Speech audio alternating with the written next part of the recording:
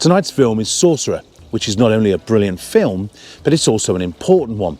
It sits right on a fault line at the end of one era of American cinema and right on the cusp of the start of a new one, an era which we're only now starting to see the end of. Sorcerer wasn't misunderstood. It was rejected by an audience that, at that precise moment, wanted escape, preferably to a galaxy far, far away.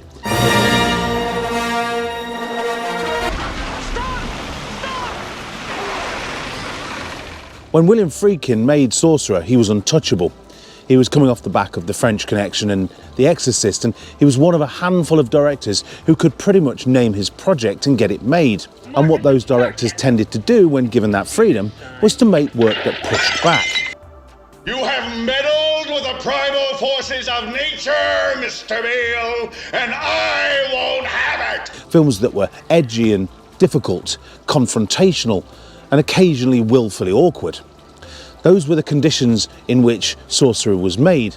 Directors were the selling point. Movie. I mean, a movie that aspires for something really terrific and doesn't pull it off is shit, it's scum. Studios signed the checks and tried not to interfere too much, and everybody involved assumed this arrangement would just, well, continue. Sorcerer arrived at the exact moment that assumption collapsed. Friedkin made it at the absolute height of his power and spent that power on something bleak, international, and stubbornly uncommercial. And not by accident, not through misjudgment either, because this was the film that he always wanted to make. It was a studio film that behaved like it actively disliked the studio system. It was multilingual, it was international and structurally awkward. It refused to settle into a single narrative until almost halfway through the film, when it had finished telling 4 separate stories first. The budget crept into the low 20 millions. Serious money at the time. It's not the money, Mr. Corlett. Nobody's gonna get into a chopper with that shit. You need a suicide jockey. Then it opened in June 1977, barely weeks after Star Wars reset the rules of an entire industry. That wasn't bad timing, that was effectively extinction.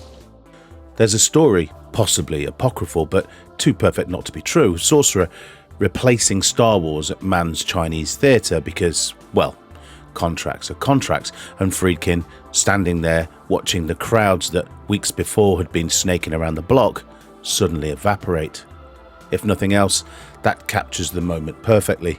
The old order was done. Friedkin was always careful with his language. He insisted that Sorcerer wasn't a remake of The Wages of Fear, and technically he's right, but they both still adapt the same novel. Creatively though, what he was doing is more aggressive than a remake. He takes a story built for suspense and he drains it of any reassurance. There's no camaraderie or shared nobility, it's just 4 men who end up in the same place because every other door has been closed to them. They're equally desperate. Sorcerer doesn't pull any punches. It earns its bleakness right up front. It opens with 4 prologues in 4 separate countries, each one of a small, moral, personal collapse. There's a hit in Veracruz, a militant escape in Jerusalem. There's financial betrayal in Paris, and a church robbery in New Jersey that ends in blood, betrayal and panic. None of these men are unlucky. They've made bad choices and they're compromised. They wash up in Porvenir, a village kept alive by an American oil company, waiting for something to happen because, well, there's nowhere else for them to go. They're all hiding. Then the oil well explodes. The only solution are crates of nitroglycerin, which have been mishandled. They're too unstable to move safely, but move they have to be. So, 2 trucks become the last viable pipeline, and 4 men get the job because nobody else will take it on. The journey that follows isn't about suspense in the conventional sense, although it is very often tense. It's more about nature and physics. It's about weight, rain, gradient and time, as well as human error. Even the title tells you where this film's head's at. The trucks are named Lazaro and Sorcerer. The word itself comes from a mix of things, names Friedkin saw while scouting around, a Miles Davis album that he was listening to, and if he was being honest, a slightly ill-judged echo to the Exorcist. But his own definition is the one that matters. The sorcerer isn't magic, it's fate itself, the thing waiting just out of sight, ready to ruin your day, or even your life. And once you've got that, the whole film clicks into place. Sorcerer is shot like a logistical problem, not a thriller. Friedkin isn't interested in dressing danger up. He wants to record it. The trucks are heavy, unreliable, and clearly not built for what they've been asked to do.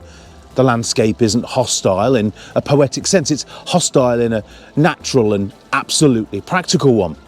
The camera hangs back, it observes rather than flatters, and everything takes longer than you want it to. Every solution creates almost a fresh problem. That's why the rope bridge sequence works the way it does. It isn't a set piece in and of itself. You don't get a heroic crossing. You get the slow humiliation of men trying to force machinery across something that barely deserves to exist. And when the storm hits, the film stops being about driving altogether. It becomes about staying upright. Behind the scenes, the reality matched the feeling.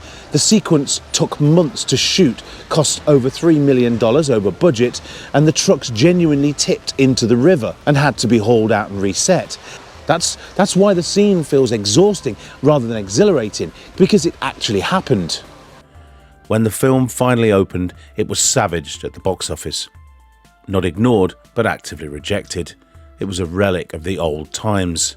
A lot of reviewers couldn't get past the idea that Friedkin had even dared to go near The Wages of Fear, and several of the loudest takes weren't subtle. They thought it was too expensive, too showy for its own good. The common complaint was that the craft was there, but the feeling wasn't, that the film's bravura overwhelmed character and emotion. It needed double its budgets just to break even, and it never got close. The irony is that the craft was obvious. People knew it was well made.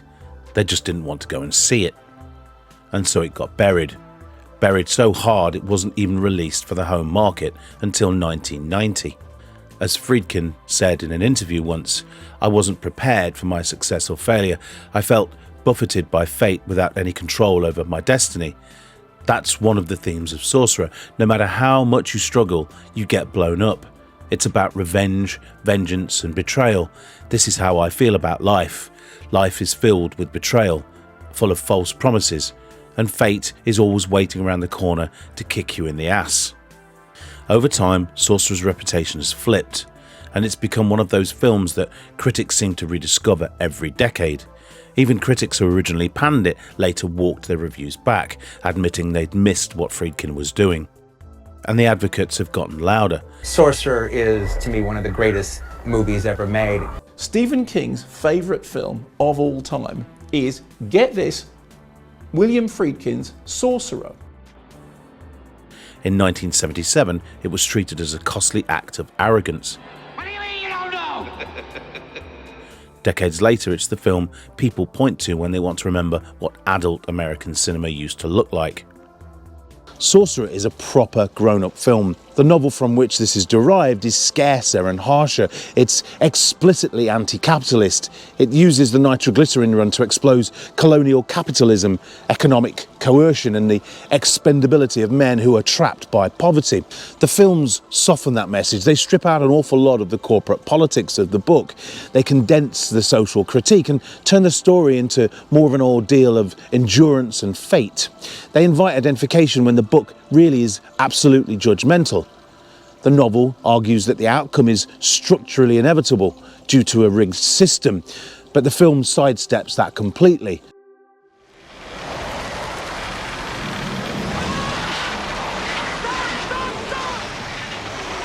Sorcerer is Moviedrome because it isn't about thrills, heroics or redemption. It's a real film about what happens when desperation replaces choice.